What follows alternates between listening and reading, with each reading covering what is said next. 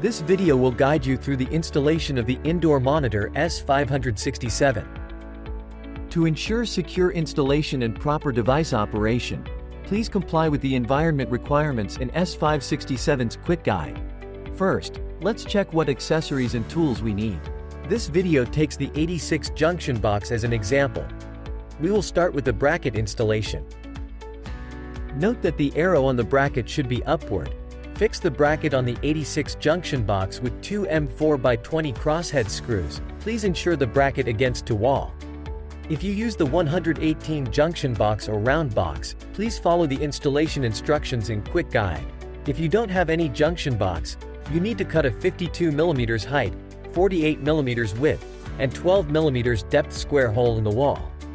For detailed installation steps, please follow the quick guide. After fixing the bracket, we can proceed to device mounting. Before installing the device, you can connect the cables from the wall to the corresponding interfaces on the device's back cover, following the wiring interface section in the quick guide. Then, align the bracket on the device's base and press the device into the bracket, sliding it down to lock it in place.